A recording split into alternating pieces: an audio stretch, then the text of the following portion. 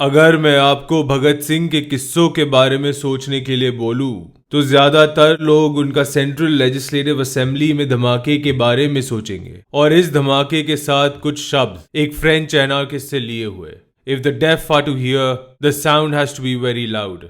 बहरों को सुनाने के लिए आवाज बहुत ऊंची होनी चाहिए। अगर आप थोड़ा और भगत सिंह के बारे में जानते हैं तो शायद इसके बाद आप याद करेंगे कि उनने लाला लाजपत राय को मारने के बदले में senior police superintendent James Scott के बजाय एक दूसरे पुलिस ऑफिसर जॉन सॉन्डर्स को मार दिया था। इस वक्त भगत सिंह सिर्फ 20 साल के थे और इस बदले की भावना की प्रशंसा करते हुए नेहरू भगत सिंह के शहीद होने के बाद लिखते हैं कि भगत सिंह अपने काम से भी ज्यादा उस भावना के लिए जिसमें उन्हें लाला लाजपत राय और इस देश का सम्मान को ऊंचा रखते हुए अपनी जान कुर्बान कर दी, इसी भावना का सम्मान करते हुए इस देश ने उन्हें अमर कर दिया।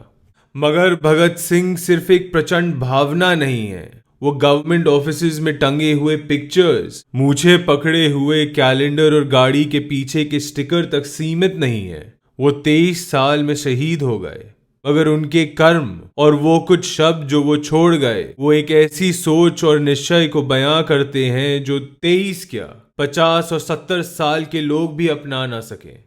भगत सिंह को और करीबी से जानने के लिए मैं आपका ध्यान उनके कुछ अहम खत और वाक्यों की ओर ले जाता हूं। जब सेंट्रल लेजिस्लेटिव असेंबली में धमाका हुआ और जो पत्र उन्हें बरसाए, उनमें जिनके शब्द लिखे गए थे वो फ्रेंच एनार्किस्ट वैलियों भी शायद बोल सकते हैं, क्योंकि फ्रेंच भाषा में शब्द कैसे लिखे गए हैं उन शब्दों की कद्र नहीं होती। मैं वैलियंट ही बोलूंगा। वैलियंट ने फ्रांस के गवर्नमेंट ऑफिस में एक धमाका किया था जिसके लिए उन्हें मार दिया गया। ये जानते हुए भी Bhagat Singh central legislative assembly के धमाके के बाद भागे नहीं, अपने आप को बचाने की कोशिश नहीं की, बिना लड़े गिरफ्तार हो गए। जेल में भगत सिंह और बटुकेश्वर दत्त जतिन दास के साथ हड़ताल पे चले गए। ये उनकी रिहाई की मांग नहीं थी।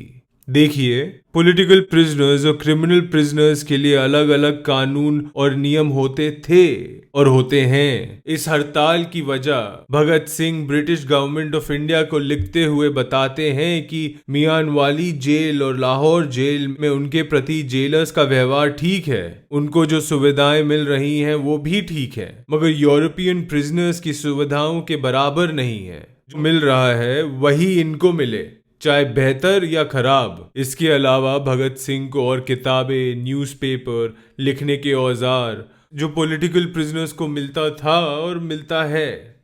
इस धमाके और फिर ये भूख हड़ताल से भगत सिंह प्रसिद्ध हो गए और इसी प्रसिद्धि ने उनको जॉन सॉन्डर्स के केस में भी फंसा दिया। भगत सिंह अब एक क्रिमिनल प्रिजनर भी बन गए।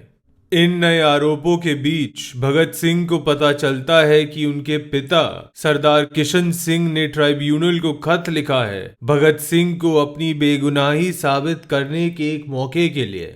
ये जान के भगत सिंह अपने पिता को एक खत लिखते हैं अपना दुख इजहार करते हुए, और सवाल उठाते हैं कि उनके पिता ऐसा खत कैसे लिख सकते थे। बोलते हैं कि एक बाप का दर्द वो समझ सकते हैं, मगर उन दोनों की विचारधारा हमेशा से अलग थी और भगत सिंह पूरी जिंदगी स्वतंत्र रहे हैं। क्रांतिकारी का कोर्ट में लड़ना उचित नहीं है और अपनी सजा के प्रति ना खुशी ना गम जाहिर करना चाहिए एक क्रांतिकारी को। भगत सिंह बताते हैं कि उनकी जिंदगी इतनी महत्वपूर्ण नहीं कि वो अपने सिद्धांत का बलिदान देके इस जिंदगी को बचा ले। ये खत अंत करते हुए लिखते हैं कि उनके पिता ने भी अपनी पूरी जिंदगी देश के स्वतंत्र होने की जंग में समर्पित कर दी, फिर इस मौके पे वो कमजोर कैसे हो गए ये उनको समझ नहीं आता। जेल में अपनी सजा का इंतजार करते हुए सुखदेव का खत भगत सिंह के पास आता है। इसमें सुखदेव बताते हैं कि अगर उनको उम्र कैद मिले तो वो अपनी जान दे देंगे, क्योंकि ये कष्ट किसी काम का नहीं, इस देश की सेवा में नहीं, ऐसा कष्ट सिर्फ फालतू होगा।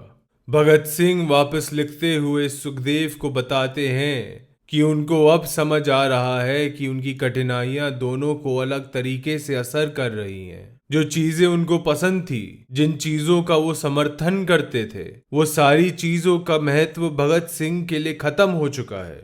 वो सुखदेव को याद दिलाते हैं उन दोनों की बातचीत आत्महत्या पे जेल जाने से पहले, कि कैसे वो भगत सिंह मानते थे कि कुछ परिस्थितियों में आत्महत्या मुनासिब है, और सुखदेव थे जो बोलते थे कि ऐसे कर्म खौफनाक हैं। और अब भगत सिंह को ऐसा लगता है कि उन दोनों ने एक दूसरे की सोच ले ली। जहां सुखदेव आत्महत्या की बात कर रहे हैं, भगत सिंह मानते हैं कि ऐसा काम एक क्रांतिकारी ही नहीं, एक आम नागरिक के लिए भी अपने प्रति एक जुल्म है। वो सुखदेव को लिखते हैं कि उनका धमाका उचित था, मगर अगर उस काम के परिणाम से वो छुप जाए तो इस देश के लोगों पे उसका प्रभाव ठीक नहीं होगा। इस खत में अपने पॉलिटिकल प्रिजनर होने की बात वापस करते हैं, मगर इस बार बताते हैं कि उनकी दशा जेल में बेहद खराब थी। वो अपनी खुशी और जलन जताते हैं यतीन्द्र नाथ दास के त्याग पे, उनकी मौत पे, मगर जोर देते हैं कि आत्महत्या वो मौत नहीं। अगर उनको मौत की सजा मिले तो वो एक खूबसूरत मौत होगी जो इस देश के नागरिकों में उस आंदोलन की आग को भड़काएगी, मगर आत्महत्या इस हालत में सिर्फ कायरता होगी। आखिरी खत से पहले मैं कुछ चीजें याद दिला के भगत सिंह की वो हैरत अंगेज सोच जो मुझे हैरान करती है उसको हाईलाइट करना चाहूंगा। जिस जुर्म के लिए ये पॉलिटिकल प्रिजनर बने, उसी जुर्म के लिए उस फ्रेंचमैन को मौत की सजा मिली। जब एक ऑफिसर को मारने का आरोप लगा जिस पे वापस इनको मौत की सजा मिल सकती थी, तो इनने अपने पिता को इनके प्रति कोई याचिका लिखने पे अपना दुख स्पष्ट किया और कोई और याचिका लिखने से मना कर दिया। सुखदेव की आत्महत्या की बात पे भगत सिंह बोलते हैं कि वो क्रांति के लिए अपनी जान दे देंगे, मगर कभी अपने कर्म के परिणाम से भागेंगे नहीं। इससे स्पष्ट है कि भगत सिंह को अपनी मौत स्वीकार थी, और अद्भुत बात है कि वो नास्तिक थे। उनके पास स्वर्ग या पूर्ण जन्म का दिलासा नहीं था। उनके लिए ये मौत उनका अंत था। ये 20, 21, 22, 23 साल के हैं। एक पल की ये सोच नहीं, बाहर से बताई गई उनका त्याग करने के लिए कोई छल नहीं, उनके पास स्वर्ग में इनाम का कोई ख्वाब नहीं। ये सोच अकेले बिताई हुई जेल में हर रात का सच था। जब भगत सिंह को मौत की सजा सुनाई गई तो अपने कॉमरेड को लिखते हुए बोलते हैं कि इस जेल में बहुत कैदी हैं जिनको फांसी की सजा सुनाई गई है, मगर शायद वो अकेले हैं जो अपने आप को खुशकिस्मत समझते हैं कि वो अपनी विचारधारा के लिए अपनी जान दे देंगे। और इसी सोच के साथ इस कॉमरेड को बोलते हैं कि उनको अपनी उम्र कैद का सामना करना होगा, दुनिया को दिखाने के लिए कि ये क्रांतिकारी बस मौत नहीं, कोई भी कठिनाई का सामना कर सकता है।